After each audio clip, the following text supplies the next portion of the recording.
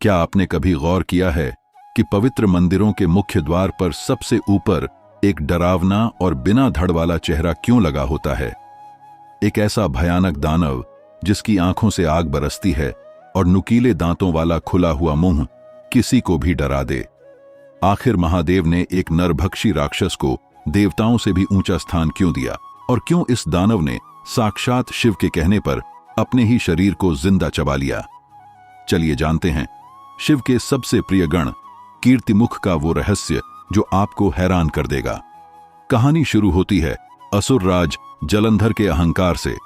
जलंधर ने अपनी शक्तियों के मद में चूर होकर अपने दूत राहु को महादेव के पास भेजा और दुस्साहस दिखाते हुए माता पार्वती की मांग कर दी। सती के अपमान की बात सुनते ही महादेव के क्रोध की सीमा न रही। उनके रौद्र रूप से उनकी दोनों भौं के बीच से जन्म हुआ, एक अत्यंत विशाल और खूंखार दानव का, जिसका मुख सिंह जैसा था, जीभ लपलपा रही थी और भूख ऐसी कि जो सामने आए उसे निगल जाए। महादेव ने आदेश दिया, जाओ और इस राहु को अभी के अभी खा जाओ। काल के समान उस दानव को अपनी ओर बढ़ता देख राहु थर थर कांपने लगा। उसने तुरंत महादेव के पैरों में गिरकर प्राणों की भीख मांगी।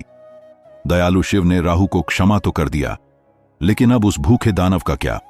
उसने हाथ जोड़कर पूछा, प्रभु, मेरा जन्म तो राहु को खाने के लिए हुआ था, अब मैं अपनी इस भयानक भूख को कैसे शांत करूं? क्रोध में डूबे महादेव ने बिना सोचे कह दिया, अगर तुम्हें इतनी ही भूख लगी है तो तुम अपने ही शरीर को खाना शुरू कर दो। उन्हें अंदाजा भी नहीं था कि वह दानव उनके इस आदेश का अक्षरशः पालन करेगा। देखते ही देखते उस दानव ने अपने पैर, अपने हाथ और अपना पूरा धड़ खुद ही चबाना शुरू कर दिया, और अंत में बचा तो सिर्फ उसका डरावना मुख। जब महादेव की नजर पड़ी तो वे दंग रह गए।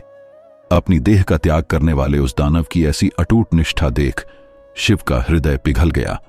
उन्होंने उसे अपने गले से लगा लिया और नाम दिया कीर्तिमुख, यानी यशस्वी चेहरा। महादेव ने उसे वरदान दिया, तुम मेरे सबसे प्रिय गण हो।